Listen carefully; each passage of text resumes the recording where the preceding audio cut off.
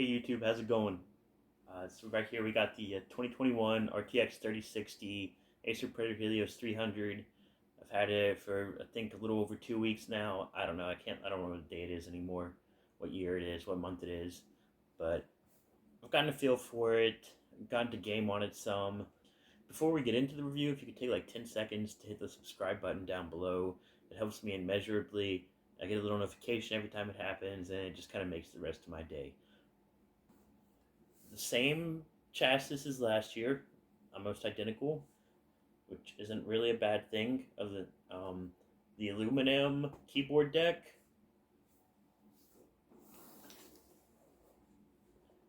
aluminum lid, and plastic case on the bottom.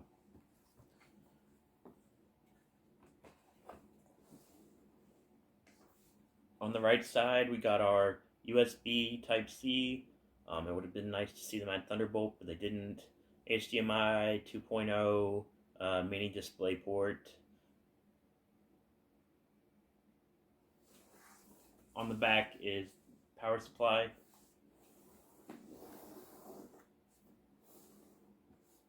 On the left side, we got the Ethernet port, two more USB ports, and a audio jack, dual audio jack.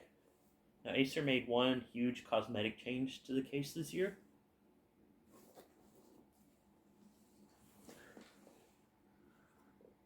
I'm probably the only person will ever notice this. Anyone who watches this video, they added a little microphone to the headset jack picture, or to the picture of the headset next to the audio jack. But just like last year, it's dual port, supports headsets. And then, of course, the keyboards, the 4-zone RGB. You can see even with the recording lights turned on here, it still stands out, pops pretty good. Got the little Predator logo key, and that brings up the pre-installed Predator Sense software.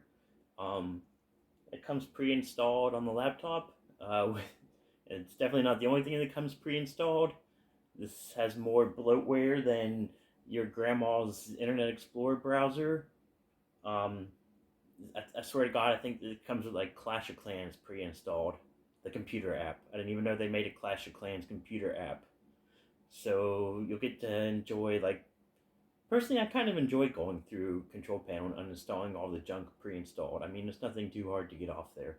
But the Predator Sense software, little sidebar there, it's a nice little information center.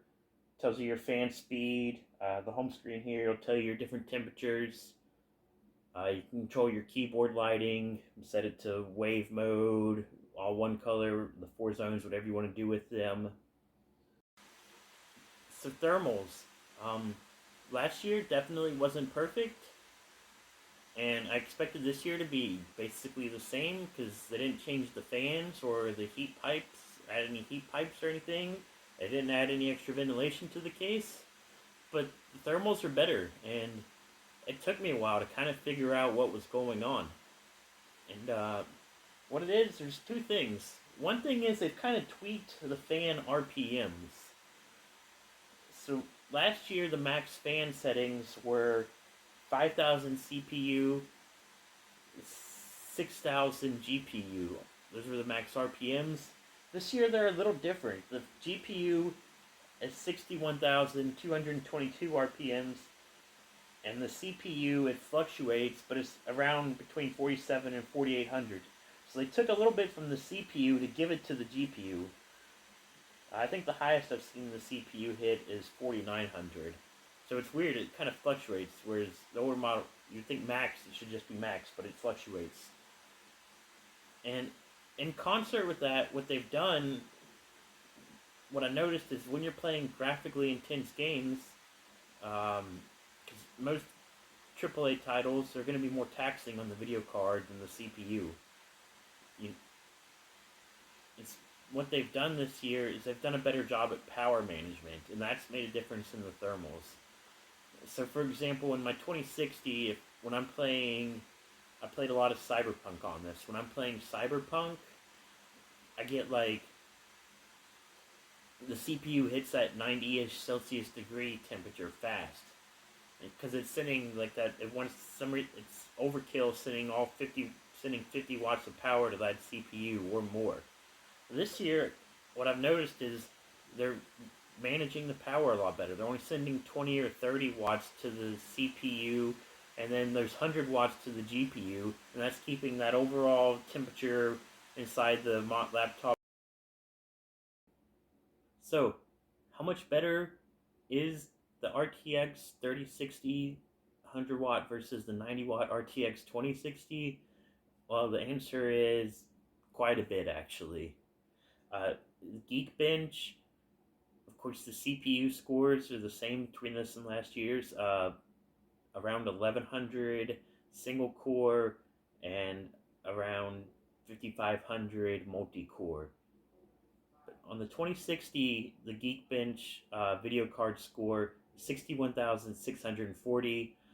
This year it's 97,336. So that's around a 50% improvement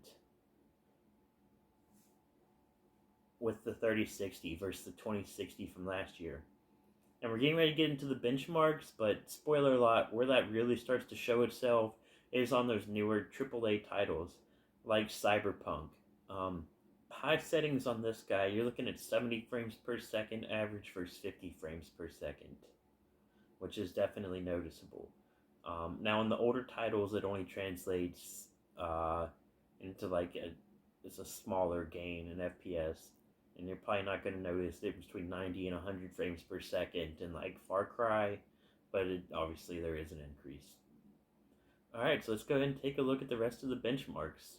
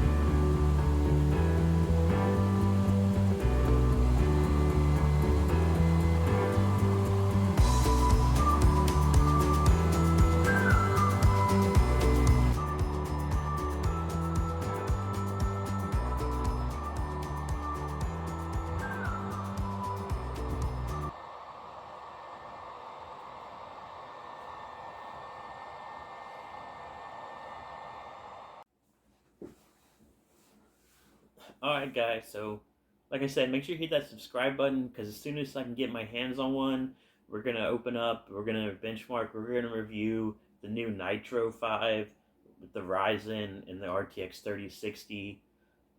They actually did make some changes to the thermals on the Nitro this year, and I think it's gonna give the Omen a run for its money as far as best pure bang for the buck dollar to pound performance.